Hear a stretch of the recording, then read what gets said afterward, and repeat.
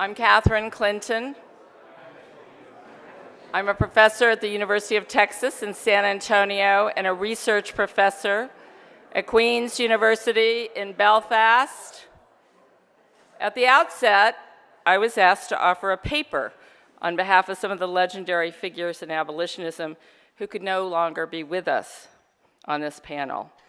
Really towering and important scholars such as the late LaWanda Cox, whose seminars held for several years at City University were a very stimulating and engaging series of encounters, to which she invited distinguished scholars like Herbert Gutman, emerging scholars like Armstead Robinson, and let graduate students in to peep at these very awesome, that's my seat, Jim.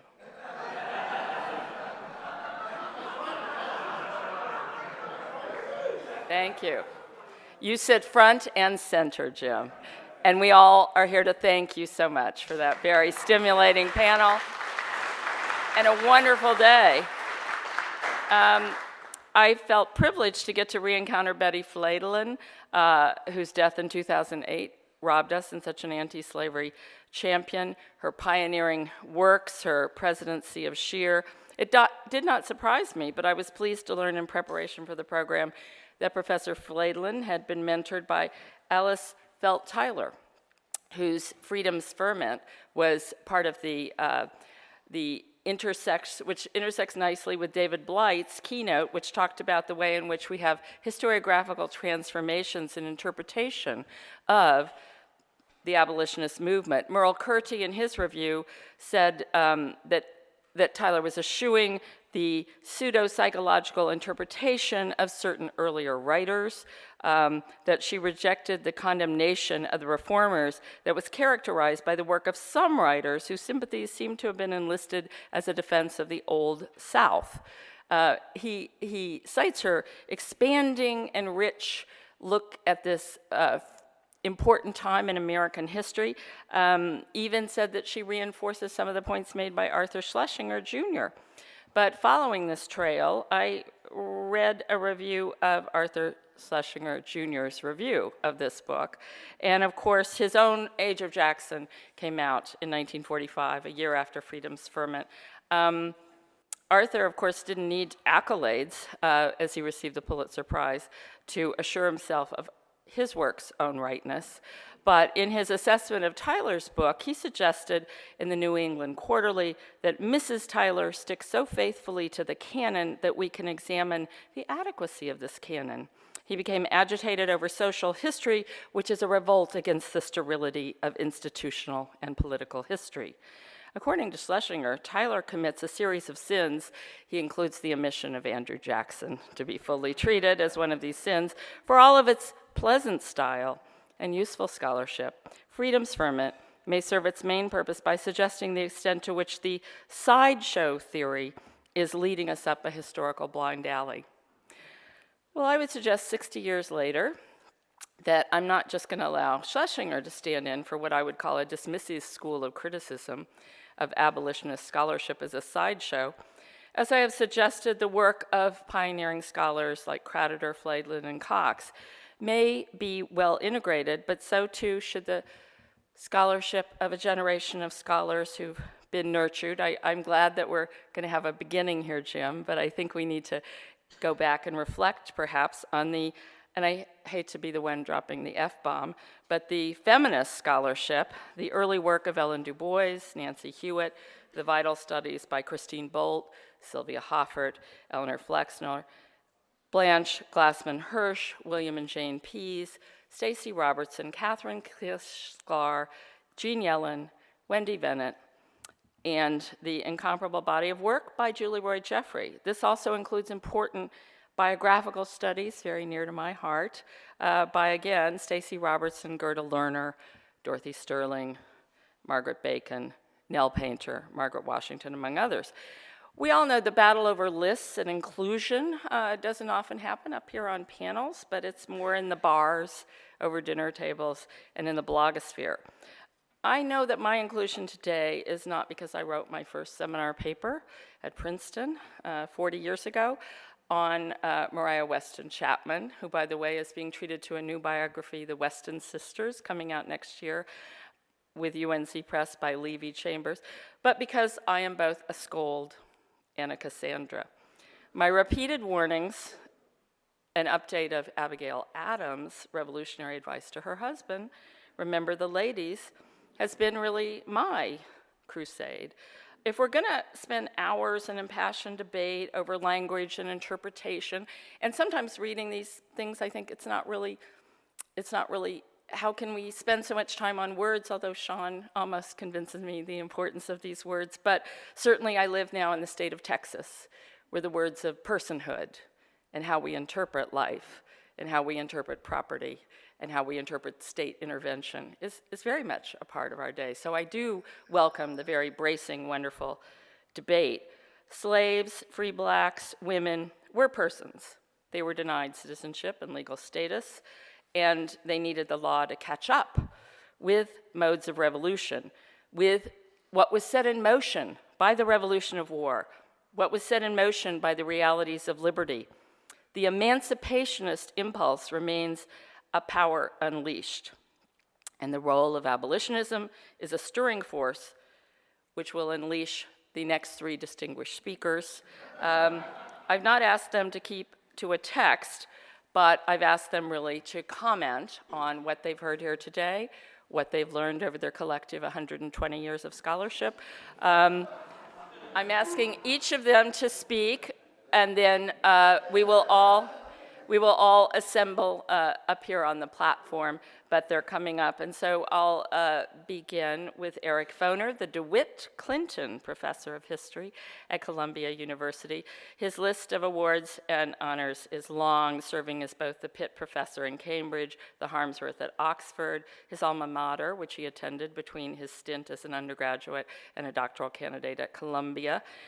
His publications have influenced several generations, from Free Soil, Free Labor, Free Men, Tom Paine, Reconstruction, which garnered 5 major awards, to the Fury Trial in 2010, which earned him the Pulitzer Prize. Rather than rest on his laurels after that, as we've all heard, his new work will be coming forward. Gateway to Freedom, The Hidden History of the Underground Railroad, to be published later this year.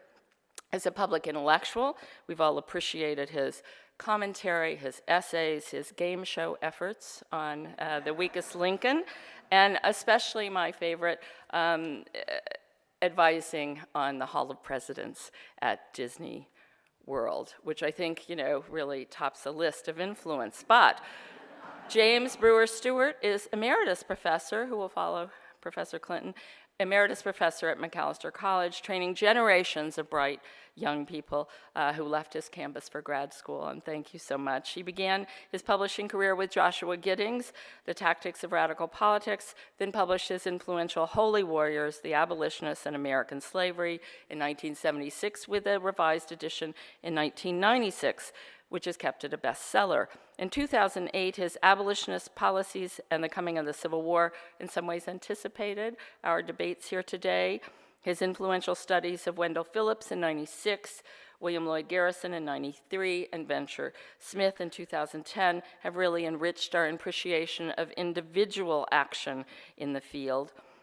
His Sisterhood in Slavery, co-edited in 2007, highlights a commitment to broadening our portfolio of understanding, president of SHEER. But I do want to mention as well that his activist campaigning, his becoming a founding member and director of Historians Against Slavery, which has taken him to countless campuses, which allow him to champion slavery is not to be forgotten, and we as academics and trainers of students can have a role in transforming our society, just as the abolitionist movement did a century and a half ago. So, Historians Against Slavery, you can find a pamphlet out in the hall. And Sean Wilentz moved quickly from Columbia to Balliol to Yale University, where he took a post at Princeton in 1979. He has been head of American Studies from 1995 to 2006. He's held several chairs since 1998. He's the Sidney and Ruth Lapidus Professor.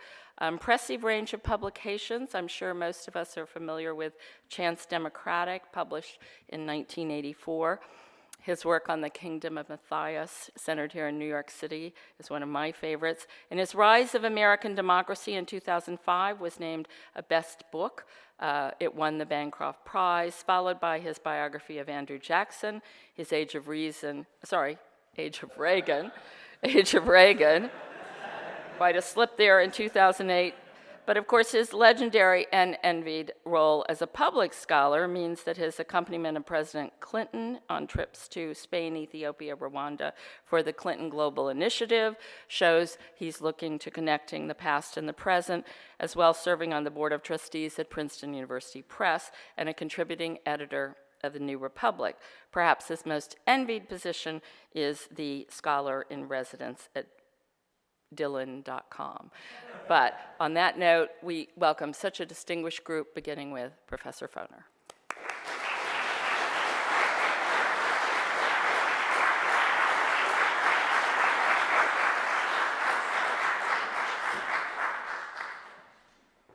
Thank you, Catherine. Thanks to Jim Oakes again and the others for organizing this fabulous conference. This panel originally had even a longer history on it. David Ryan Davis was supposed to be here, unfortunately is ill and not able to come. Jim McPherson, who couldn't come, although he's in good health, so don't worry about that. And then Jim Stewart and me. So it was, to quote the famous historian Yogi Berra, it was déjà vu all over again. All of us who had written about this long ago in one way or another, kind of hearing a new generation of scholars addressing these questions is very gratifying. And personally for myself, to have issues that were raised in my first book long ago, and even earlier than that, my senior thesis at Columbia on the Free Soil Party, which was mentioned just a little before this and which became the basis of my first published article.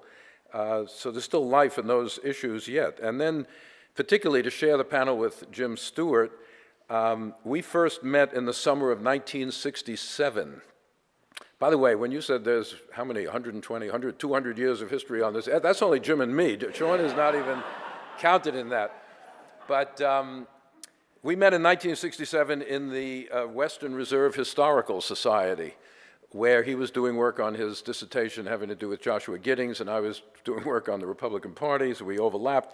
The only thing I really remember about that is there was a tornado warning, and we all were herded in. This doesn't happen in Cleveland all that often, but we were herded into the basement where the old newspapers were held, so it didn't bother me. I mean, I'm just still working, But anyway,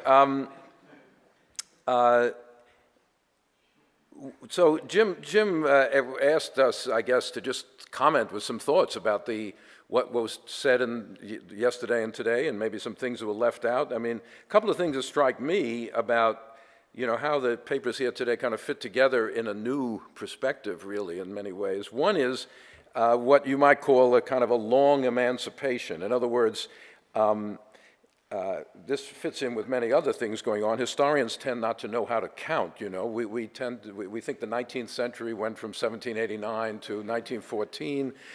There's now a long civil rights movement, there's a long Reconstruction, and there's a long emancipation, which I think is very valuable. 1830, or the early 1830s, was the turning point in some ways, but as we have heard in many papers, these issues go back long before that. Slavery was a political issue from the Constitutional Convention on up in the early Republic. The 1830s was not as sharp a break. Many of the ideas espoused by the so-called radical abolitionists were actually repeated things that were said in the 1810s and 20s and even before that. So I think that's a very valuable way of looking at this. The second point, of course, we've heard a lot about is the complicated interplay or interaction between abolitionism and political anti-slavery. They are not sealed off from one another. They're not the same thing, but their relationship is often symbiotic, not confrontational. I personally was always annoyed at a certain brand of literature about Abraham Lincoln, which poses Lincoln as the quintessential pragmatic politician, And the abolitionists, as his opponents, who are by definition impractical and visionary, because they don't always agree with Lincoln, see eye to eye with him. Lincoln didn't see it that way, and I think after the papers of today, it's very hard for any historian to see it that way. Their relationship was complicated, but it certainly was not just antagonistic between pragmatism and utopianism. Jim also asked us to think about what might have been left out or could use more attention after the conference here. I think one thing is we need to think more about the role of colonization in the anti-slavery movement and anti-slavery thinking. This is not always comfortable for those who admire many aspects of the anti-slavery movement. Obviously, the colonization movement was deeply racist in important ways, but colonization was part of a plan, in fact, goes back to Oakes's point just a few minutes ago, of state emancipation. In other words, it was a way of trying to persuade states to abolish slavery, which was the only way slavery could be abolished before the Civil War. It was a way of getting emancipation with the consent of slave owners. We heard this morning, I didn't even know this, that even Rufus King in that radical speech said, well, actually, we should colonize them after the slaves have become free. Why did he think that? Or why did Lincoln, for 10 years, 1852 to 1862, persistently advocate the colonization of African Americans outside of this country? And by the way, Lincoln, luckily for Lincoln, maybe somebody is responsible for this, Lincoln gave 2 speeches before the Illinois Colonization Society that are lost. And we have the outline of one of them. If the text of those speeches existed, Lincoln's reputation might not be exactly what it is today. But more important is, why did Lincoln think this was such an important feature? Lincoln was on the board of managers of the Illinois Colonization Society. This was not just something he threw out in a speech to appease racist listeners or something. For whatever reason, he thought this was important. To me, the reason is, this is part of the only way you can think about abolishing slavery, which is getting states to agree to it. And slave owners are never going to agree to emancipation if it means a giant new free black population right on their doorstep. But anyway, it needs more attention. Now, another thing that I think needs more attention, the original title of my dissertation when I was working on it was not Free Soil, Free Men. It was, with a bow to then Eugene Genovese, The Political Economy of Anti-Slavery. I was going to write if I can digress for a second, at that time you had to register your your dissertation title with the American Historical Association. You actually sent a postcard down and said this, and then they said, okay, and you carved out that little piece of turf. Well, I did that, and I got back a note saying, well, actually someone else is writing that dissertation. The nightmare of any graduate student, right? McDermott is writing he's registered it, So I said, my God, what am I going to do? So I went to my supervisor, Richard Hofstetter, and I said, McDermott is writing my dissertation. What do I do? He said, forget about, a brilliant guy, Hofstetter. He said, forget about McDermott. You go and do what you want to do, and he'll probably never even finish. And Hofstetter was right. McDermott never finished. I don't know what happened to him. He's probably selling insurance or something somewhere. But anyway, so I had a different title. I had to come up with a different title, which I did. But the point is, but I would still like to hear about political economy a little more here. For example, the only railroad we heard about today was the Underground Railroad, which was extremely important. But what about the economic, what is the connection of, we have heard about anti-slavery as a moral issue, as a political issue, as a constitutional issue, as a legal principle. We have not heard about economic interest and as it affected the politics. And we know that politics is not just about morality and legality.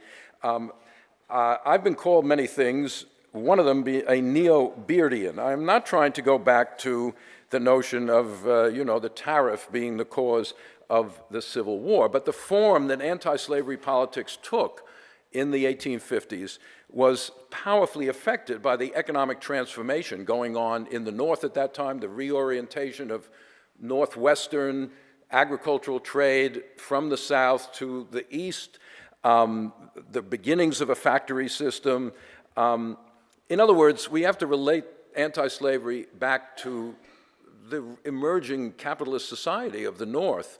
In other words, if there was one takeaway, I think, from my first book, it's that anti-slavery is not just anti. It's part of an affirmation of a particular kind, what I called free labor society. And I think, that element must be included in a full picture of what the anti-slavery movement is, who it speaks to, who votes. We didn't hear much about voters. Who actually votes for anti-slavery candidates as opposed to not, there are people who didn't follow in this path. What is the social basis of the anti-slavery movement? All those things, we need to just look more at.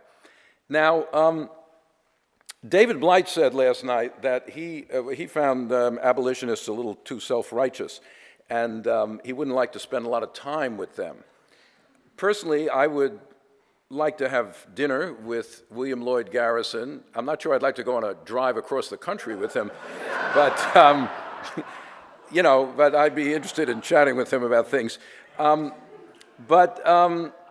want to reinforce a point that David made, which we all, I guess, know, but sometimes ignore, which is the problem of reading history backward, creating a straight line. Early anti-slavery, 1830s abolitionism, free soil, Republican, Civil War, abolition. It's easy, once things have happened, to create such a straight line retrospectively. In a certain sense, I think, to understand political anti-slavery, we have to get the Civil War out of our heads for a while. People that we've been talking about today did not know that they were living in the antebellum period, right? In some ways, political anti-slavery was a desperate effort to find a way of ending slavery peacefully. Peacefully, that was the only way to do it before the Civil War. In a society where the obstacles to that were enormous. It was almost impossible. In 1852, Lincoln said in a letter, he said, "This is too difficult for me. This problem is too difficult for me. I cannot imagine how we're going to get rid of slavery." He said, "It may take violence in the end. There's no other way that I can think of." Lincoln knew, we'd heard about state-by-state abolition. Lincoln knew that Henry Clay, his political idol, had spent 50 years trying to persuade Kentucky, not the center of gravity of slavery in this country, to abolish slavery peacefully. He started out in 1799 as a young guy in the Kentucky Constitutional Convention. He failed. 50 years later, there's another Constitutional Convention, 1849. Clay says we've got to have a plan of gradual emancipation. Forget it. Nobody wanted to listen to that. We know what happened when Lincoln took state emancipation to Delaware, even in the beginning of the Civil War. 1,800 slaves, this is not Mississippi. They told him to get lost. Forget it, Lincoln, we're not getting rid of slavery, no way. In other words, we should not think of the anti-slavery movement as a, growing triumph sort of toward the goal of abolition. The Freedom National Plan, which Jim has explained very, very, well in his books, and the scorpion sting that once you've surrounded slavery, it would sort of kill itself off. White and non-slave owners would kind of rise up. Was that really have worked? Not a chance, in my humble opinion, although that's what the Republicans and others said their plan was.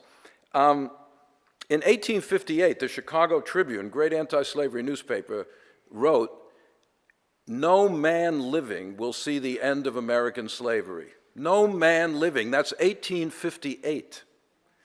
In other words, these guys didn't think they were on the verge of a tremendous triumph. They thought they had failed in many ways.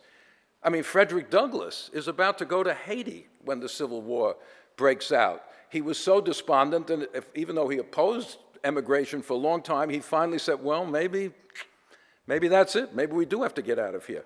In other words, this morning we heard people asking questions about the weakness of slavery. Slavery was not weak. Slavery was strong. There were more slaves in the United States in 1860 than there ever had been in history. In fact, there were more slaves in the Western Hemisphere in 1860 than there ever had been in history, despite the abolition of slavery in the British Empire and in the new Spanish, independent nations of the Spanish Empire. Slavery was growing, thriving, and getting rid of it was not going to be easy, which basically is only a way of saying that war created it was only the Civil War that created the conditions for eliminating slavery. Now, David last night reminded us of the danger of glorifying war or, and I fully agree with that, justifying war, bloodshed. I hate war, but I think another way of looking at it is what W.E.B. Du Bois said in Black Reconstruction. I'm sort of paraphrasing.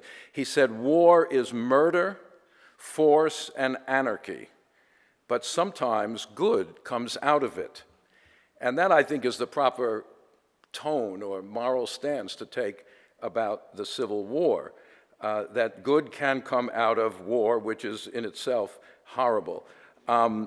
The historians who David Blight mentioned who talk nowadays about compromise, the old blundering generation school back, they should have solved this peacefully, don't consider the cost of avoiding war. The cost of war is pretty easy to see. The cost of avoiding war is a little more murky. If war had been avoided, slavery would have survived, I think, well into almost into the 20th century, certainly. How far? I don't know. Some economists say, well, maybe the 1930s, the Depression, it would have become uneconomical. It would have survived a long, long time. And any abolition under those circumstances would have been coupled with other things, like probably colonization of some kind. And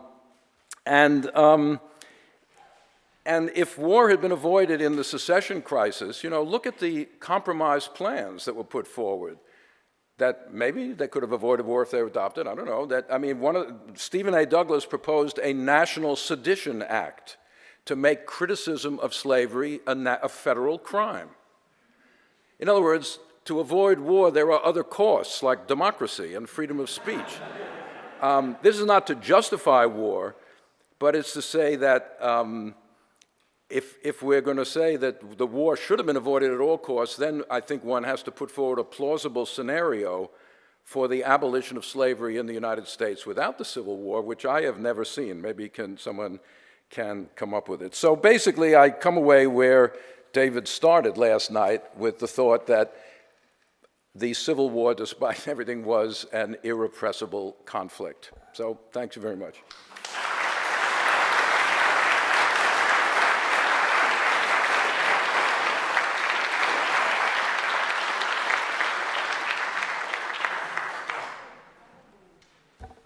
Good afternoon. I want to explain what's been going on with me for the past, almost 24 hours, 48 hours. Before all of this started, all the people who gave papers sat in a seminar room someplace else, talking to each other about their own papers and what they would change in what they'd already written, given what other people had told them from their papers. I had the absolutely fabulous experience of just being able to sit back, not participate, not have to put on my game face, none of that. But just to listen to this dialogue or conversation keep wrapping around itself until after a while I began to figure out that I had enough of it in my head to try and think sort of seriatim through the whole thing. And so what I'm going to try to do now is to go through basically 5 questions, 2 suggestions, and 1 concluding thought, which are all in one way designed to see how far this big new direction can take us.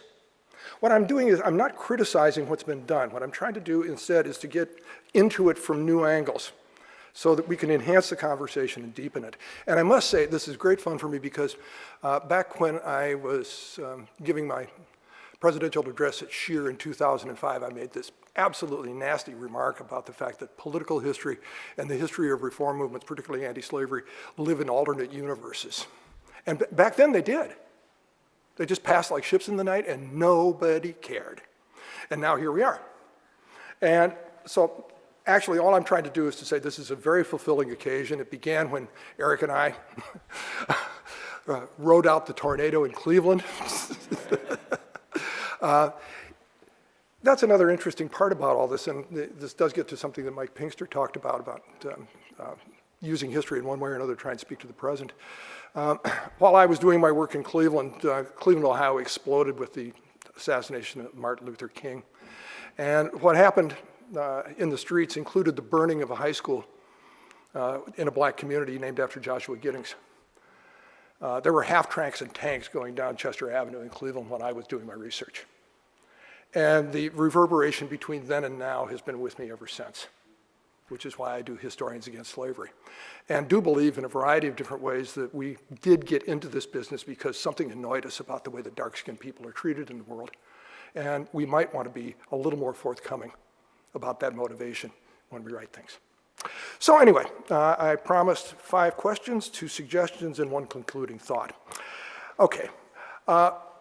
You got to remember here that what we're talking about is something that begins with Mansfield, goes to Madison, who hasn't been talked about a lot, but I hope Sean does because he's very crucial in ways that are terribly surprising in this whole personhood development.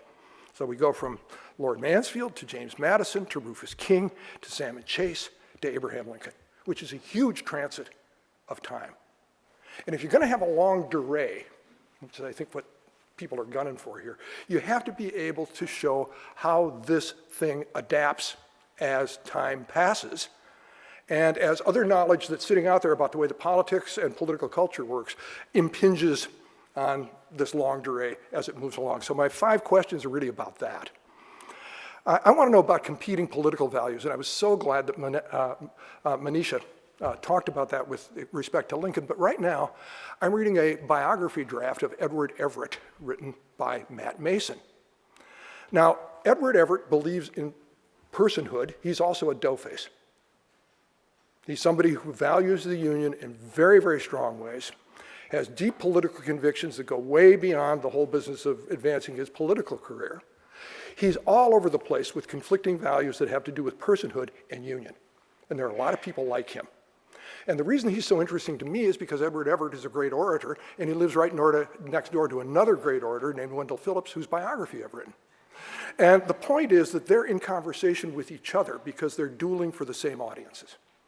And it seems to me that it's really, really important to try to pull out this dialogue because it's a very painful dialogue for everybody, and it's central to what's going on. That's suggestion number 1, question number 1. I want to know about religious imagination. It's amazing to think about morality as it's been discussed in political terms for this whole period of time without any real reference at all to the idea that somehow morality is grounded in some sort of a spiritual experience, because it is. If we don't even have to go back to talk about how much we discuss religious identity and the creation of anti-slavery. What we've done now is talked about Quakers, and pretty much that's it. I would like to suggest that during the period of time that this big longue durée is going on, the United States westward expansion is filled up by denominationalism, and that these denominations in a variety of different ways behave like political parties.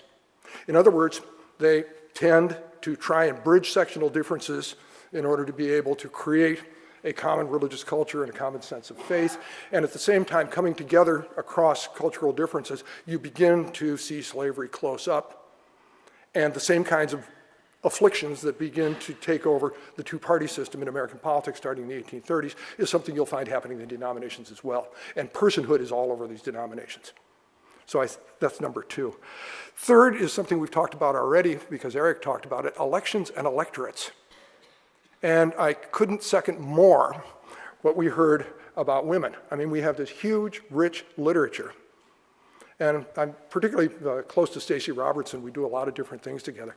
And she's taught me a great, great deal in her last big book, Hearts Beating for Liberty, about how female abolitionism goes well beyond petitioning, goes well beyond anti-slavery fairs, to really be involved in the creation of local political cultures.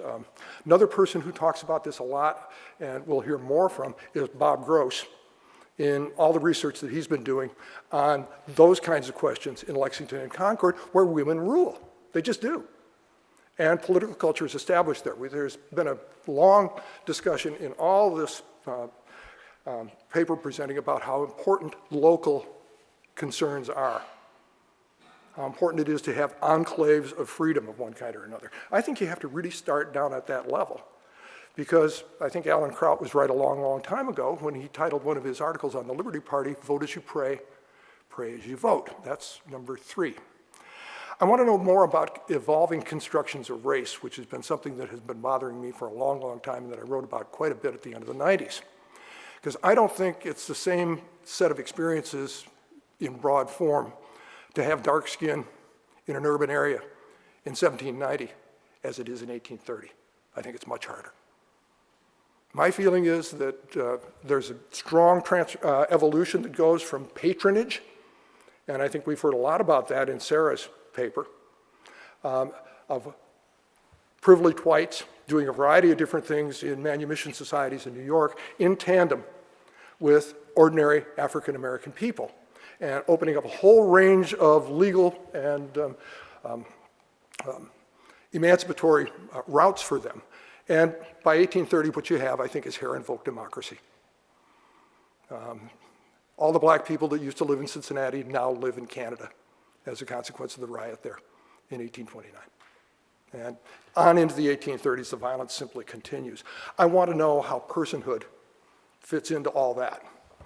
And that really takes me to my last suggestion, which is to really talk about how personhood itself evolves as it's applied. One of my favorite people, obviously, Joshua Giddings, would stand up on the floor of Congress, talk about personhood, and then talk about divorcing the federal government from slavery, and then laughing at slaveholders as the slaves rose in insurrection in the South, and the federal government refused to send in the troops. Personhood from him endorsed slave violence, and I don't believe it did for Lord Mansfield. And there's got to be a way to be able to trace the evolution of this concept all the way through. So those are my 5 suggestions for developing things. Now, I have 2 other suggestions because I found that this whole conference has invited me to re-periodize the narrative of the sectional conflict. I couldn't believe this happened to me, but it did. You know, you usually do what Eric was doing just a few minutes ago. You sort of roll through the convenient dates, and we start with the gag rule, and we go to the Mexican War, and then we go to the Compromise of 1850, such and such. I think that there are 2 absolutely crucial moments in the coming of the Civil War narrative, trying very hard not to anticipate the war coming, okay? I'll give you that. I think that the decade of the 1820s and on into the mid-1830s is an absolutely crucial time. The world is different at the end of that period than it is at the beginning. There's a legacy of the Missouri crisis. There's all this racial modernity that I've been talking about and writing about in other places. Sarah, how do I say your name? I have it written down here. Thank you very much. She shows you that there's a whole new generation of really serious black people who are up and running in the 1820s and are going to make a huge mark in the 1830s and 40s. We also know that there is this closure, this shutdown that we've been talking about ever since 1819, and that's all implicated in this 2-party system. And it seems to me that that sets a situation in American politics that had never been there before, and through which the whole concept of personhood has to be addressed as it goes through. Okay, and that's one place where I would change the narrative if I was just trying to write it, Civil War for Dummies. I'd do it that way. The last thing that I would do, from the standpoint of reperiodizing, I would write a chapter on the political crisis of 1851-52. And the reason I would do this is because while I disagree with practically everything else Michael Holt writes about, with respect to political motivation and its relationship to moral questions, he's right about one thing. He's right about the fact that at the end of the Compromise of 1850, once that thing is in place, once everybody stood up and said, this is finality, and that's the term they used, and that's why I think Eric's point's so important about how you feel being an abolitionist as you get into the 1850s and further on. There's a union party now. Neither of the two major parties is going to say another word about slavery because the slavery question is settled. Now, Holt goes on to say you have to invent a bunch of new issues to get everybody riled up again, and it's all got sort of a cynical tinge to it. But he's right about the fact that voter participation in that 52 election is way, way, way down. There's a kind of alienation of voters that we should vibrate to all over the place, given where we find ourselves today with the Republican and right-wing takeover of where we are. Nobody has a political outlet to say anything about slavery, period. So what do they do instead? They do vigilance committees. They do Uncle Tom's Cabin. They get themselves involved in what you would call surrogate politics, I think. And that kind of surrogate politics is very, very militant, very frustrating, very difficult to do. And I think people come out of that 2-year period of time with a very different understanding of their relationship to slavery than they did in 1849. And so when Stephen A. Douglas floats out this new way to be able to think about all this stuff, he's running into a northern electorate that he can't recognize. And personhood is all implicated in all that as well. So those are my two periodization pieces. How much more time do I have? Oh, I'm going to do it. It's good. Okay. Now, I have one concluding thought, and I'm really, really puzzled about this. And it does get me back to why I got into this business in the first place and why I'm really glad that Eric talked about the tornado and all that. I remember how excited I was when I read his book. And at the same time, I think about the other people who were addressing political history and the sectional crisis at that time. One is Hans Dreyfus, who used to be here. He wrote biographies of everybody, and then he did a book on the radical Republicans, the whole first chapter of which was antebellum political history. I even go back further. In a way, it seems kind of like, and of course there's Dick Sewell, who should be here.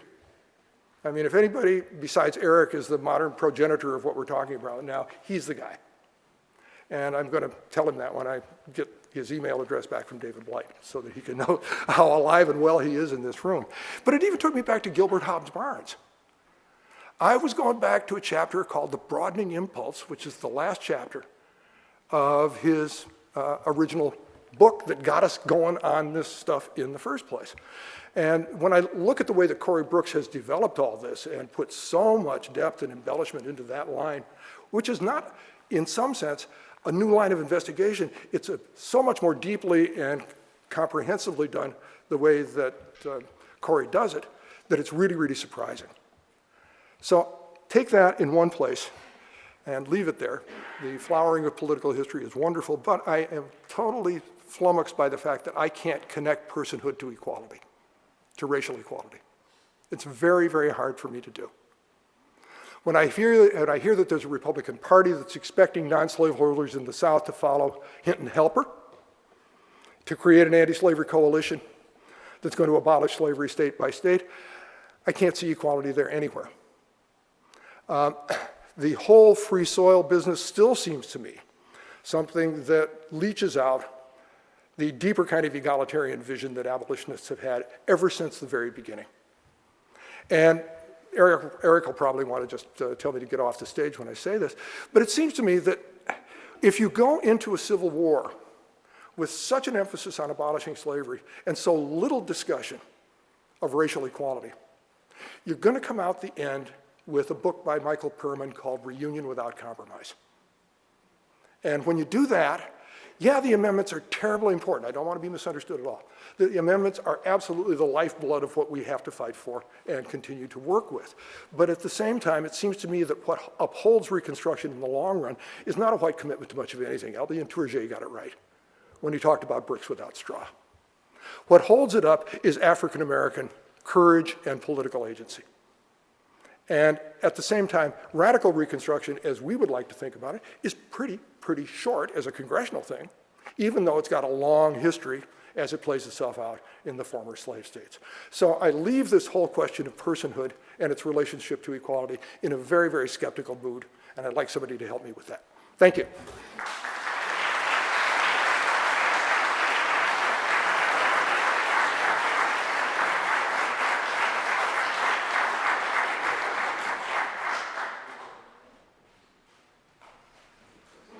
Somebody drop a pencil? That's yours. Oh, very good.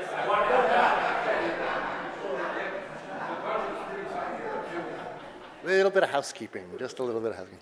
I want to thank the organizers, not just for putting on the conference, but for doing a conference that involved old people and young people together. And I mean that. That meeting that Jim was just talking about, that seminar we had, to see people who are in their 60s and people who have not yet gotten their dissertations barely done, talking together about history the way they were, that's very rare in our profession. And you guys set it up that way. And watching what happened this morning, and it's just been great. So I thank you for that, really very, very much. Let's see. I'm here pinch hitting for Jim McPherson. I'm glad that Catherine mentioned Jim. David Davis was my dissertation advisor. I taught in a seminar with Jim McPherson for 25 years. So their absence is not an absence, it's a presence. And I'm here to say that. Okay, so there's that. No tornado stories. What else did I want to? Okay, no more of that beginning stuff. I wanted to actually look back a little bit. Rather than looking to what we need to do to go further into the future, I want to take a little bit more of a look at where this conference, this new beginning, what it's breaking from. What we're saying no to. Or maybe saying, I don't quite get it. I don't believe it. It's implicit throughout the papers, and I want to get into that. First of all, John, this morning, talked about how hard it was to get the proposition across to American historians, let alone the American people, that slavery was the cause of the Civil War. It's taken us 50 years to get that. Except that's not quite right. Slavery wasn't the cause of the Civil War. Institutions don't cause wars, rebellions, they just don't.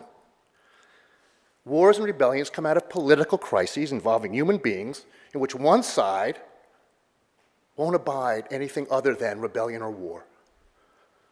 So that's what we're talking about. That's the cause of the Civil War. It's not about slavery, it's about the conflict over slavery and how that conflict developed. That is to say, it's about anti-slavery and pro-slavery. Those are the causes of the Civil War.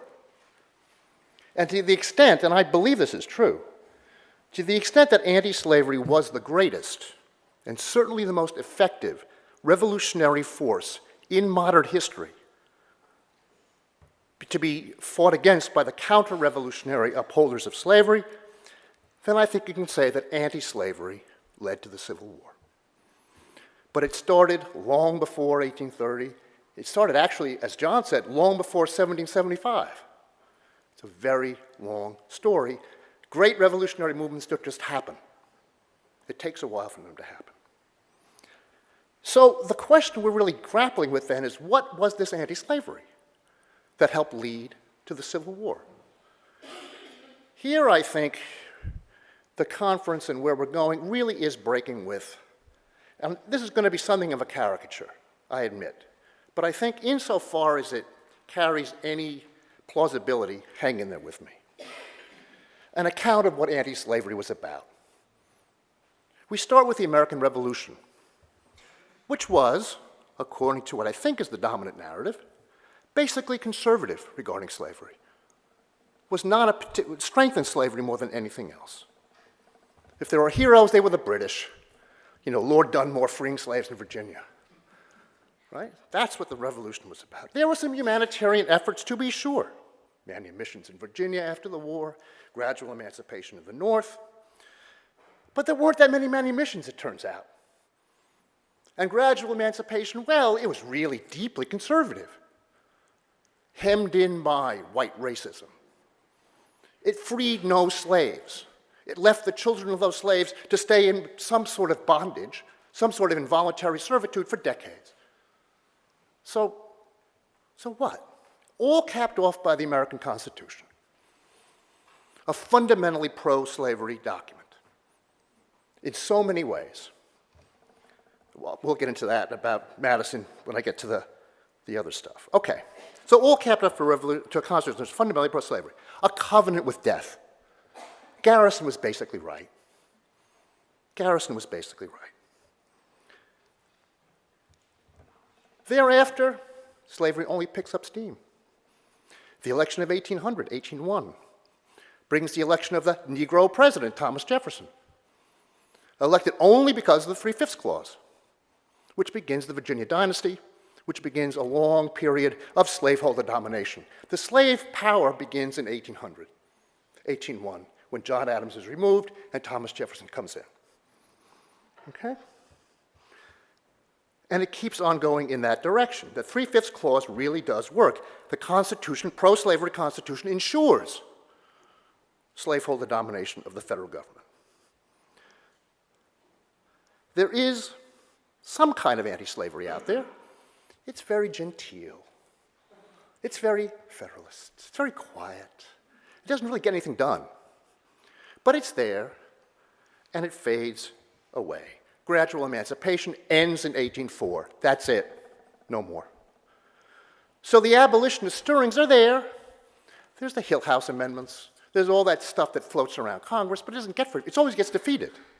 One thing after another. This thing does happen in Missouri, though. Strange. What was that about?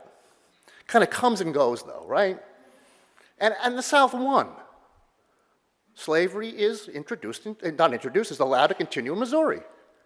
And out of that comes the invention of the Democratic Party, the most racist, reactionary, pro-slavery force in American politics in the 19th century. Why? Because the Southern, then Republicans, the Southerners allied with dough-faced Northerners to get Missouri through. So the Missouri crisis happens. Why it happened, we're not quite sure, but it only furthered the domination of the emerging slave power. The only semblance of slavery was colonization. To the extent that there was anybody talking about the need to maybe end slavery, it was the American Colonization Society, which had, I'm not sure I agree completely with Eric, there's a lot of racism there. There's also a lot of white people who are saying, you know, we've been really bad to the slaves, and if we free them, they're going to hate us, and it's not a good idea, and they can do better somewhere else. There was a sort of benevolent view of all of this. Reparations, if you will. In fact, the word was actually used, reparations. But, you know, that was anti-slavery. Not much to write home about. Then things began to change in the reaction against colonization. Colonization proved to be, in some ways, the turning point. Because the reaction against colonization by blacks above all, and then by the Garrisonians, when Garrison breaks with the colonizationists, starts abolitionism. That's where it all begins. An enormous, wonderful movement arose of men and women, heroic men and women, fighting for racial equality as well as the end of slavery, but facing enormous suppression, the gag rule, all the rest, and then finally splitting among themselves, really not getting that much done, even though they give a great example to the American people. Then, though, America starts expanding west, and then we have Texas, and we have the Mexican War, and a lot of white Northerners want to stop slavery getting that land. So anti-slavery comes up a different way. But these are not abolitionists. These are primarily anti-Southern, pro-free labor, white supremacists who want to keep the West lily white and try to keep slavery out. They have an anti-slavery animus, no question about it, but they're hardly egalitarian, and ending the suffering of black slaves is not at the top of their minds. That's not what they are about fundamentally. It's those people who elect Abraham Lincoln president in 1861, the South, in a fit of madness. I mean, why would they do this? He's going to leave slavery alone in the South. Why are they doing this? They secede.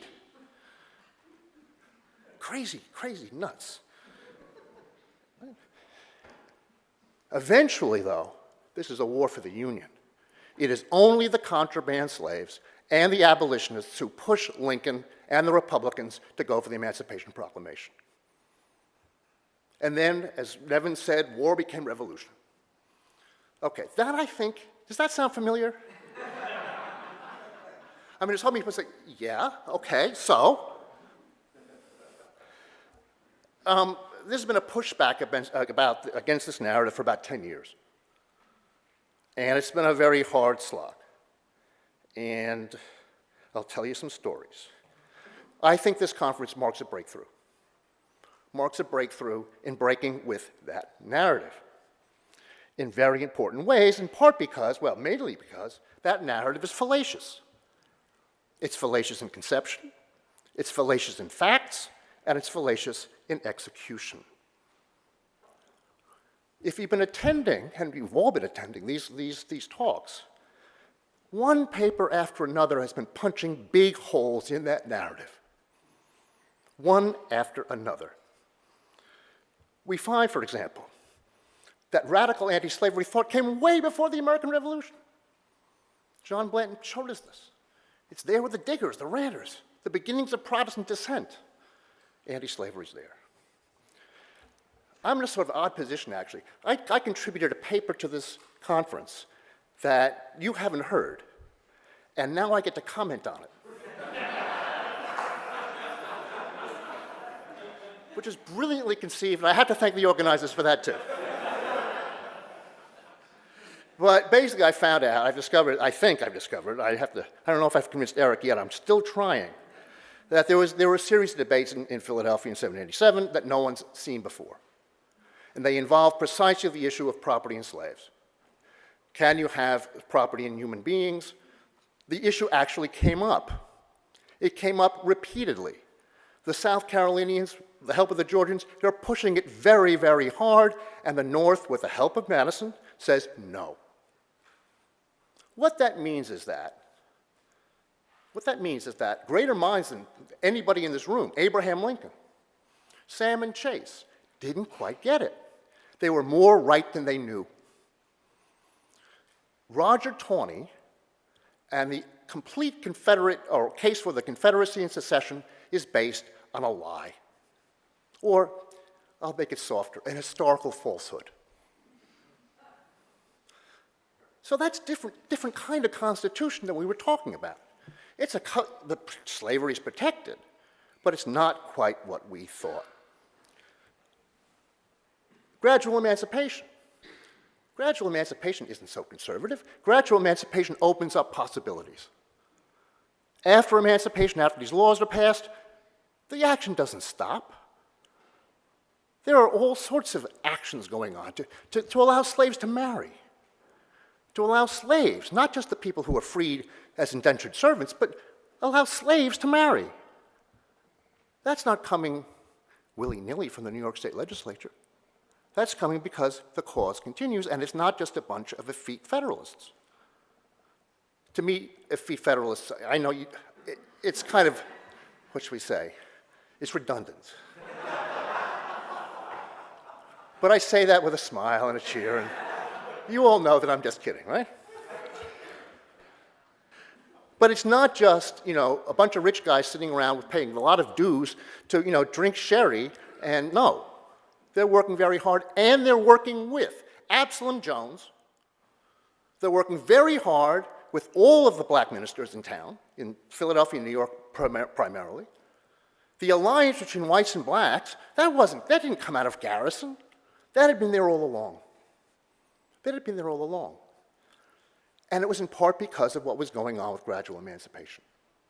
And Sarah's paper in particular shows how gradual emancipation was a kind of incubator for anti-slavery, as well as changing the status of those people.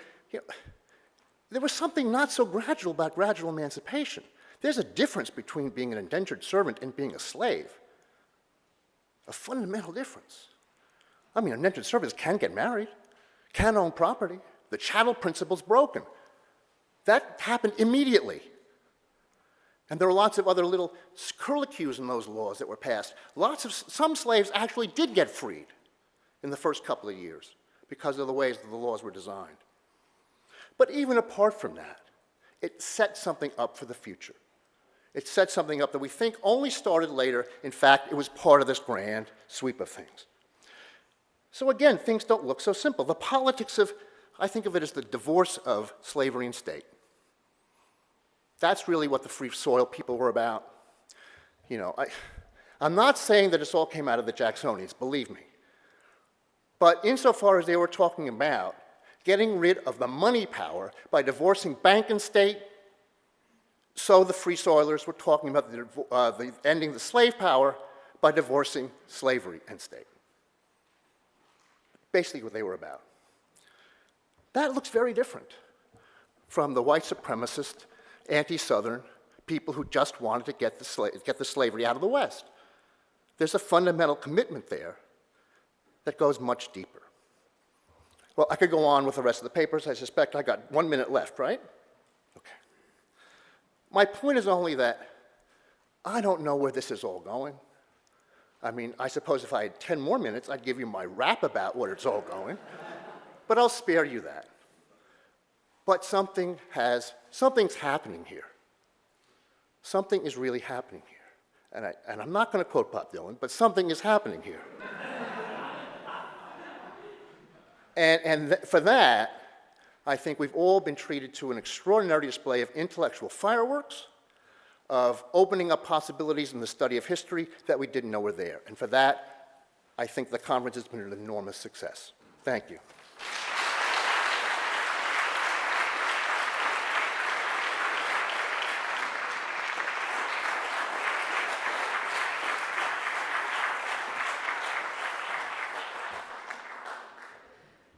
Well, success or not, we certainly have had a rousing time, and you be the judge, and we'd like to have more questions. Please, if you don't mind, just frame your comments in the form of a question. So who would like to go first? Well, maybe it's just too late for everybody. Yeah. Yes, sir. Step right up. And what's your name? I'm Bob Williams. I'm from University of Massachusetts Department of African American Studies. Oh, thank you, Bob. Okay. I'm a PhD candidate. I was curious, last year I read The Fiery Trial, extraordinary work, by the way, and one of the things I really was fascinated by was looking at the evolution of Lincoln, specifically the impact that the exigencies of the war had on his thinking about slavery, and how this was kind of a transformational period, that transition space. I'm wondering how you think, Professor Foner, the exigencies of that transition space changed the Republican Party as an institution going into that, and how does this contend with the Freedom National thesis? That's an excellent question. It would require quite a long answer, or maybe a book, really, which we don't have time for here. You know, I think, but interestingly, it raises another thing which needs to be discussed more, which is exactly the Republican Party as an institution. It's a carrier of ideas, but it also becomes very quickly a powerful institution with its own institutional needs and imperatives, and the war solidifies the Republican Party very quickly. When Lincoln's elected, the Republican Party is only a few years old, and it's a collection of state parties with very different constituencies and elements from, you know, the Democrats, the Whigs, the Free Soilers. It becomes something very coherent very quickly because of the pressure of war, and you know, and I think that's very important. I don't think it has a lot to do with either Freedom National or any other particular idea. I think it's, you know, as we've heard, most Republicans seem to hold that idea, as we've heard, that slavery is a state institution, the federal government should have no connection with it and can quarantine it, et cetera, et cetera. But, you know, the war is a revolutionary experience. People's ideas change rapidly, their experiences change rapidly. Lincoln is only one example of how people 2 years into the war are saying and doing things that would have been inconceivable in 1860 in normal times. So, you know, the war is the crucible of change, both in the country and in the party itself. I agree with that. And the inconceivability was, earlier this morning I received an email from Jim McPherson where he said very much he was sorry not to be here and wished us all well in our discussion. So Gentleman over here on the left. Professor Foner. Your name? Sean Griffin. I'm a PhD candidate here at the Thank you, Graduate Center. Sean. Okay. Professor Foner, since you raised the idea of political economy, you wrote some years ago, many years ago, in Politics and Ideology in the Age of the Civil War, about whether or not the idea that we've been discussing for much of the day, that the abolitionists, that the anti-slavery movement isolated this idea of property in human beings as the one thing that could and should not be commodified. And you wondered in Politics and Ideology whether that isolation of that idea, and I may be misquoting you here, but something to the effect of, did that foreclose the possibility of more radical reforms of Northern society, either in the antebellum period or later on with its implications for the post-war period? And I just wonder if you or anyone else on the panel has Yeah, your thoughts I about mean, that. you know, David Ryan Davis raised this back in his book, The Problem of Slavery in the Age of Revolution.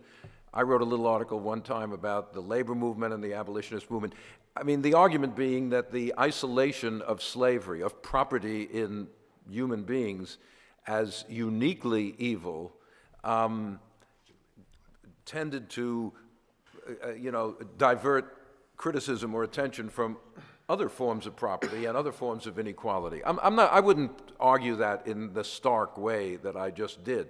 But it is interesting that we didn't talk about it today, but most abolitionists criticized greed, materialism. They saw slavery as an example of a broader kind of excessive interest in economic profit in the country. But I don't think they had much of a critique of class relations, property relations. Maybe it was too early for that.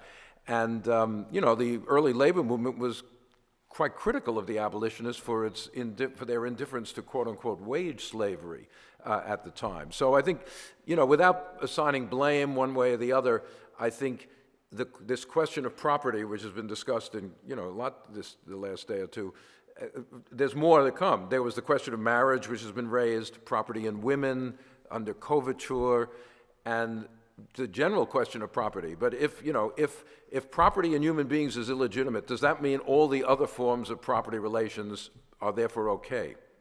Some people said absolutely. This is one extreme exception to an otherwise pretty just society, and there were others who said, no, this slavery is an example of a larger problem of inequality.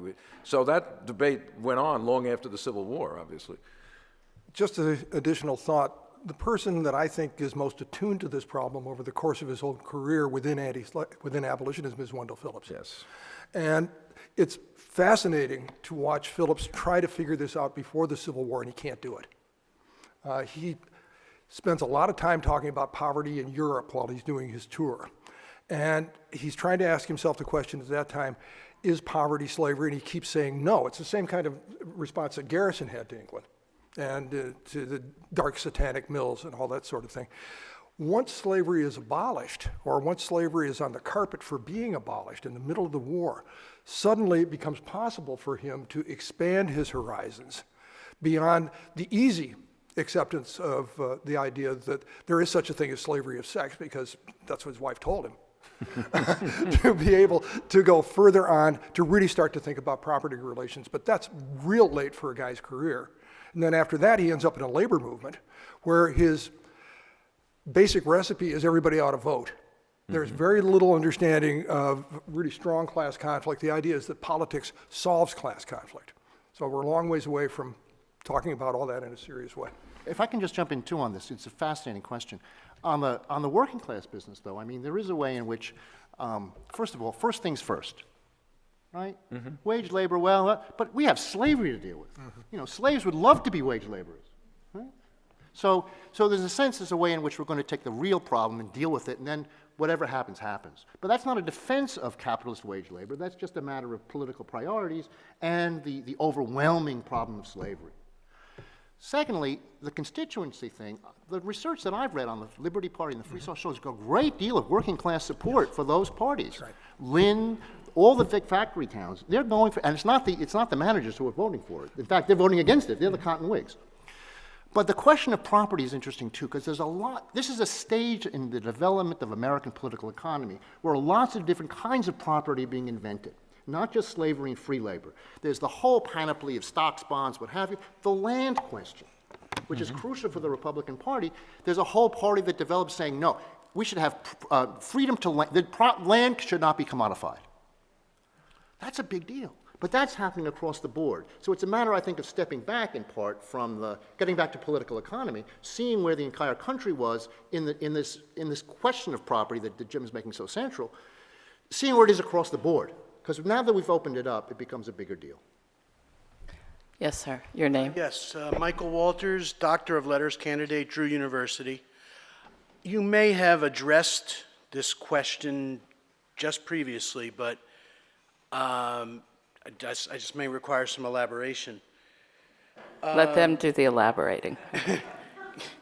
Chattel slavery is gone, but given the vast degrees of income inequality and given that around the world, the incident in Bangladesh with the workers dying in the factory a few years ago, to what extent can the slave power of the 1850s be compared to corporate conglomerates today trying to keep wages down in the world and thus creating not chattel slavery, but a world in which workers are at the mercy of these conglomerates? I'll try it. It's supposed to be the kind of stuff that I should be able to answer. Where we have to start, I'm going to try and make this really simple. The slavery that we're talking about was embedded in law. And John C. Calhoun could wave the statute book at you and show you that slavery was legal. And all of these new forms of property documenting that we're talking about with insurance and stocks and bonds and all that kind of stuff that Sean's just been talking about is applied to slavery all over the place. And Seth Rockman, who teaches at Brown, has this huge database of showing just how much of the northern economy was completely dominated by the products of slave labor or things made to make the products of slave labor. So that's old slavery. New slavery, you can begin to understand when you understand that North Korea has an anti-slavery code. Slavery all over the world is now a floating signifier. Okay? And the two systems are so radically different from each other that it's very difficult to make any kind of clear, straight analogy between the one and the other. Okay? It's just impossible to do. The importance of your question is its heuristic value in being able to see why that transference doesn't happen.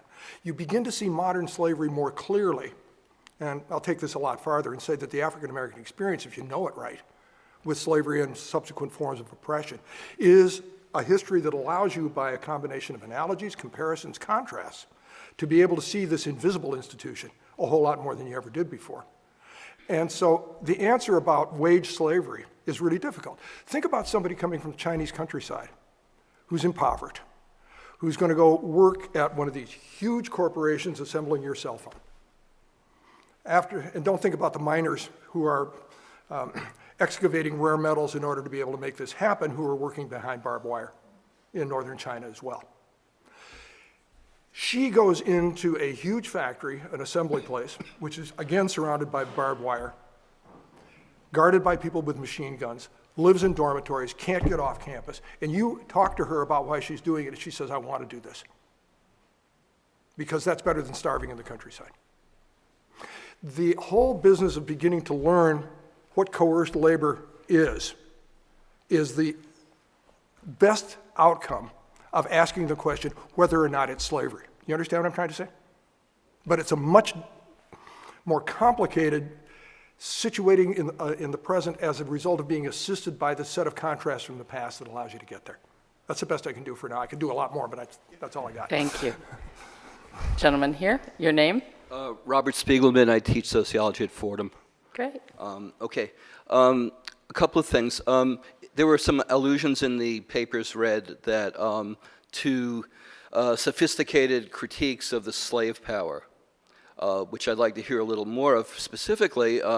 Did any of those critiques in the abolitionist and anti-slavery camps actually have any kind of class analysis going on there?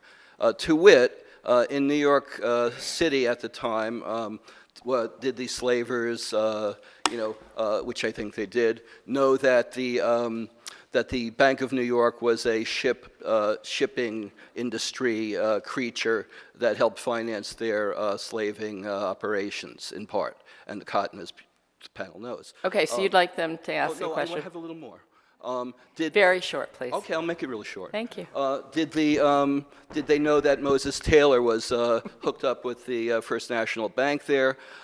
Did they know that Philadelphia and Boston had similar connections? Did they think that England was going to stay with them as a trading partner? Et cetera, et cetera. So in other words, there's the longue durée, but there's also a context, and I want to ask people to address what was this critique from the anti-slavery, abolitionist camp when it comes to class and those kinds of institutional forces, if any. And so I want to applaud Eric bringing that to the fore. Many people were aware of the kind of connections that you suggest. The anti-slavery movement, one of its slogans was the lords of the loom and the lords of the lash, the factory owners in using the cotton produced by the slave owners. New York City was totally tied in with the marketing, shipping, financing, insuring, you name it, of the cotton crop. Slave owners were, by the way, there were slaves in New York City after 1827 on the streets of New York, because it wasn't until 1840 that New York abolished what they called slave transit. These guys could come up to New York and have a slave with them for 9 months until 1840. So even after abolition, you saw slaves on the streets here. So that was pretty well known. In fact, New Yorkers publicized it. New York, they advertised in the newspapers, Southerners, we got things for you in our shop. 1861, was it in DuBose? I think somebody wanted New Yorkers to secede from the Union and join the Confederacy. Right, that's what Fernando Wood said. Fernando right. Wood, the Free Republic of New York. But more to the question of class conflict goes back. I mean, that's a long story, but I think, no, the abolition, who had a modern sense of class conflict at this time? Nobody.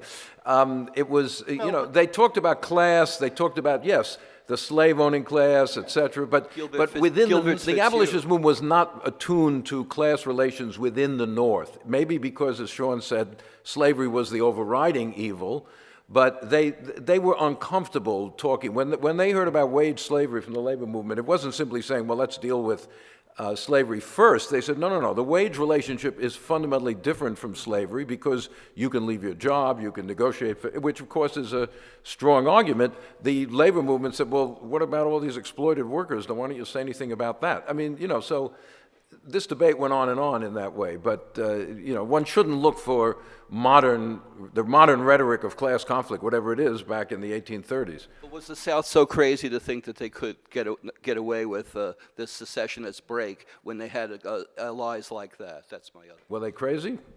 Well, Sean said that was part of the old view, that they were crazy, right? So here we think, today we think they're very rational. They were very, they had their eyes on Cuba. They had their eyes on, they had eyes on bigger things than New York City, let me tell you. Let's see if we can get in some more voices. Yes. Hi, I'm Roy Rogers. I'm a PhD candidate here at the Graduate Center in history. My question is for Dr. Wilentz, but also the panel and the conference more broadly. One of the things that this new narrative that's being developed here that I think doesn't have a clear answer to, and maybe you can provide one, is why I'm convinced that the first emancipation was a much more clear white-black successful alliance that made real political gains, but this new narrative doesn't really have an explanation of why those alliances broke down by the 20s and by the 30s. The old narrative has a clear answer, right, that they were weak alliances and white racism can easily overpower them. But if they're more successful, as I think particularly the first session today showed, why would they have broken down? What is causing this? Right. Thank you. Okay, well, thanks. Sarah would know more about this than I, but they don't completely break down, first of all. I mean, they continue. There's a continuity, actually, between the first and the second emancipations. All kinds of whites and blacks who were involved before 1825 and are involved after 1830. Right. So it's not as if these two things are two different movements. There is something happening, though. There is what, in this little group that's assembled that's called the shutdown. There is a process whereby after Missouri and after Denmark-Vesing and after all of that stuff, the Whigs and Democrats agree we got to stop this. They're not called Whigs yet, they're called National Republicans. We've got to stop this. We cannot have slavery in national political discussion. That is what breaks things down more than anything else. And that's what requires the reinvention of, and I still think that the Garrisonians should be called political abolitionists to an extent, at least in 1833, the reinvention of all of that. It doesn't break down, though, for really that long. We're only talking, the abolition society is still going in 1827, 28. I mean, they're not dead. They're limping, so they're not dead, and then they're required to be They're on reborn. life support. They're on life support. But then Garrison gives it to them. Yeah, another part of that answer, I think, can be approached this way. It's, I think, sort of miraculous that there is that continuity. Because it seems to me that there is something very much more vicious that begins to become a racial project in the North, starting after the Missouri Compromise, and is clearly in place just at the same time you're having Nat Turner's Rebellion, just at the same time as you're having nullification, just at the same time that the Liberator gets published for the first time. And the fact that there's this survival in what now is a hair-invoked democracy, I think that it's amazing that you can get that kind of continuity because you're moving from a earlier period where you can see those alliances as being based on clientage and deference. And now we're into a world of self-made men where those kinds of relations are a lot harder to sustain. And I'm writing a piece right now for another anthology on Wendell Phillips and his whole approach to the business of working with black people. And this is maybe one of the wealthiest families in the United States. He's one of the most perfectly bred aristocrats there is in the whole wide world. He wants to live in a world of deference because he was brought up in a Beacon Hill mansion, even though he doesn't live there anymore. And having to just struggle through in this world to try to figure out how to develop constructive relationships and sustain them with African American people anytime after 1830. The people who do it are really amazing, it seems to me. And Gentleman over here. Hi, I'm Matt Axtell. I'm a grad student at Princeton. My question's for Professor Foner. I wrote down two things that you said, and I was hoping you could try to put them together for me. First, to understand political abolitionism, we need to get war out of our minds, the war out of our minds. And the second is, and this might be a paraphrase, is that slavery only ends with war. So to put those two together, you have a political movement that one of its goals is to end slavery non-militarily, and then if slavery only ends with military action, are we studying, when we get the war out of our minds, are we just studying a political movement that in some ways failed on its own terms? Well, you know the old phrase, consistency is the hobgoblin of little mind, right? When I say get the war out of our mind, we have to come back eventually to it, but I'm just saying we can't write this history as the inevitable march toward war. That's not how people were thinking in the 1830s, 40s, and 50s, that they were involved in a movement that was going to culminate in war and that was going to use war to abolish slavery. I think the point is once the war takes place, you have two things simultaneously. On the one hand, as Jim has been arguing, you have a pre-existing set of ideas about how you might attack slavery, whether, you know, the cordon of freedom, whatever you want to call it, freedom national, state emancipation, whatever. Those ideas were forged in a different world, in a different circumstance, for a different context, for a context of peace. But nonetheless, they're still there, and people can use them in a different context of war. On the other hand, military emancipation is going on also, which is a completely new thing. Nobody before the Civil War is saying, hey, let's have a war and abolish slavery that way, except maybe, I don't know, who, Alvin Stewart or somebody. You know? But so it's not, when I say get the war out of our mind, I'm just saying we can't understand these people before the war as if they are planning a process which is going to produce war, because that's not how they're thinking. Once the war happens, it's a whole new situation, but people are still, it's still the same people. They're drawing on ideas from before the war to figure out what to do now in a totally different context. Gentleman over there. My name is Kyron Schnorr. I'm a student at Hopkinton High School. So my question is a bit more about historiography than anything else. The speech that Professor Wilentz just made is kind of eye-opening to me because I probably haven't been in the trenches to change this narrative like some people who are here and speaking today, because I'm still in high school. Yeah, it does tend to affect it that way. But Wait till your freshman year to change the narrative, okay? Thanks. But well, what I'm interested in is I still get that kind of narrative where I go to high school, and I think we're a fairly progressive school when it comes to history. While it might not be the full-blown, the South was stupid to do this, anti-slavery didn't exist in large quantities, it's still, everybody qualifies it. I had to go to my English teacher to get that kind of definitive analyzation that you just made. And so my question is, what gave rise to that old narrative? Why did historians feel the need to make that narrative? And why did people accept it for so long? You know, where do you get to college, man? Yeah, come. No, I think you should apply to Columbia. We need I was students going like to say, this. Princeton. Yeah, Macalester has a really good history department. Princeton. Well, I'll give a little bit of it, okay? I think there was a turn in the early 60s where the North had to look worse than it actually was. And it had to do with civil rights, and the civil rights movement had to do with equality. When you made the issue equality, the North doesn't look so good, right? But equality wasn't necessarily the issue in 1850, in the 1850s. So that, by the time we get to the 1850s, the North looks, you know, Abraham Lincoln, they look like milquetoast, right? We're not going to abolish slavery in the South. Well, of course, they can't do that by the Constitution, by they see it. But, you know, they just look like wimpy anti-slavery people. And that was based on an idea of there being a kind of universal racist consensus in the North, I believe. And I believe that I completely agree with Jim that something is happening that's making racism much more vicious. I don't believe that there was that consensus. No, that's right. But I think that is part of what lies behind the idea that the anti-slavery commitment in the North was much weaker than it was. It was, in fact, not that weak at all. Just to add to that a little bit, the politics of being a graduate student in the 1960s, when it came to questions of things like SDS, questions of interracial alliances, and the whole business of black power, began to develop a historiography that went with it, where Bill and Jane Pease, for example, in their book in the early 1970s, are talking about two abolitionisms, one black and one white. It's as if the two things existed on other sides of the moon from each other. And that really is a reflection of a tremendous amount of racial tension that's going on right in the society while people are writing these books. And it's perfectly understandable. It's also, it also was a moment where after struggle after struggle after struggle that goes all the way back to William Nell writing about the colored patriots of the American Revolution before the Civil War, all the way through John Hope Franklin, all the way through Benjamin Quarles to take black abolitionists seriously, while the segregating of these two movements is not the move that we want to make anymore, it did highlight black abolitionism in a way that never was before. In deference, we will have three more questions,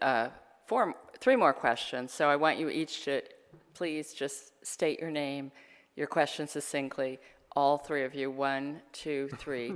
And then our three panelists will each get to pick one. And so please tell us your name and go ahead. Hi, my name is Karima Lewis, and I teach at Bridgewater State University in Massachusetts. Thank you. And, you know, the discussion today has been very enlightening, even though I'm an early Americanist.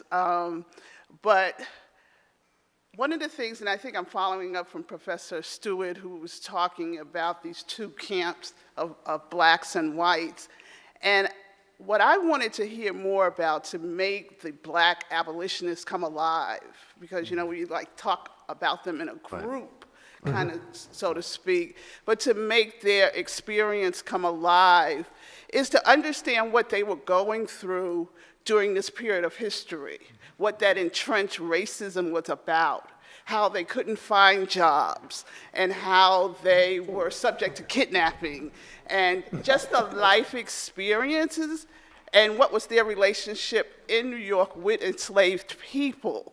You know, even though they're going through all that they're going through, they're still trying to participate in this abolitionist movement. And I think the audience needs to know what life was like for free blacks who were dedicating their lives to saving their enslaved brothers and sisters. And so I just would like to hear, and I don't think I heard a lot in this conference, about the participation of free blacks in this movement, which I think was just as important, you know, in this alliance with whites to rid this country of slavery. Okay, thank you. Next.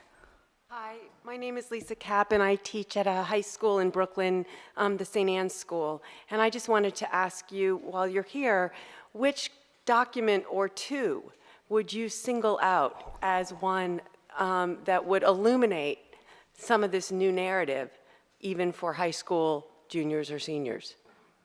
Great question. Finally, question. Take notes, gentlemen. My name is Andrew Lang, and Professor Stewart. I can't hear you. No. Move into the mic, yeah. Is that it? Okay. Professor Stewart, you Your talked name? about, my name is Andrew Lang. Thanks. And you talked about changing ideas of race and the rise of a Herrenvolk democracy. And I was wondering if you could talk more about what that looked like and what it was changing, what kind of democracy it was changing from and what kind of democracy it was changing to. The first question and your question are the same question. Right. Right, that's right. So you can answer it You can both. answer both. Okay. There was a guy named, I think his name is William or Edward Abdy, who was a British foreign traveler who came to the United States and found himself in Hartford in 1834 when a pastor who was succeeded by a guy named J.W.C. Pennington was trying to establish a church there, someone whose biography I've helped to write, a guy named Hosea Easton, black minister. Edward Abbey talked about how shocked he was to see little street urchins, white kids, pelting African-American men and women with rocks and screaming at them, nigger, nigger, nigger, nigger. The whole business of day-to-day activity as a high-profile African-American community organizer, expositor of religious equality, any such thing. It's one of the most dangerous things in the world that you can do in the 1830s. I'm really surprised in a variety of different ways that there were as many black abolitionists in that period of time that were willing to put their head out of a foxhole as actually did. There's an earlier way of being able to look at the African-American experience that has something to do with elite, very well-positioned African-American people, particularly in Philadelphia, who do represent a black elite. This is towards the end of the 18th century and into the 19th. And a third way to be able to get involved with this would be to bring Shane White up here, who has done all of this stuff on African-American street culture and the whole business of daily life and the kinds of ways in which African-American lower orders organize themselves in a variety of different ways that are terribly surprising and really, really interesting. So all I'm trying to suggest is there's no one answer to that question. There are moments of stark terror, there are moments of satire, there are subversive things that go on, and there are people like James Forten, who is an extremely wealthy African-American sailmaker in Philadelphia, who can sit down with Benjamin Franklin and talk to him, or Albert Gallatin, about anything he wants. So that's the best I can do. And there is a book by Shirley Yee on African-American women abolitionists, a kind of prosopography, a group biography. And I believe the documents question for some of you who've been benefited by fellowship from the Gilder Lehrman Institute. You might think of some of the wonderful documents available here in New York. This is available any library, and we had a whole paper about it, and that's the Rufus King speeches from 1819. And the reason I say that is because it shows how early on how deeply radical is coming out, but also because, now Mike Johnson may disagree with me about this, but allegedly, Denmark Vesey in Charleston used those speeches to recruit people to his conspiracy. That's what came out during the trials. Now, whether that was coerced, who knows, right? Maybe it was I can see Mike's students are already shaking their no. They were out to get King, but the point is that's a document that's not just there for what it said, but for how it was read, how it was used. Even if they didn't do that, the Southerners were scared enough of that they said that Denmark Vesey was doing that. So it doesn't really matter. That's the one I do. Yeah, I would just add, and this you can find anywhere, it's online, obviously, the Declaration of Sentiments of the American Anti-Slavery Society, 1830, what is it, 1833? Yes. Because that's where you get, in their own words, what they stand for, what they want, how they want to go about it, and it's a much more complex and nuanced document than many times one might read in a sentence in a textbook or something like that. So, if you just show that to students, you'll say, this is what a group of both black and white abolitionists were demanding in 1833, and it helps to set the country on this course. So take a look at that. And if you want to know more, read all the books that have been mentioned today, all the books coming out of this conference, and thank the great Public University and our co-chairs, Jim Oakes, John Stauffer,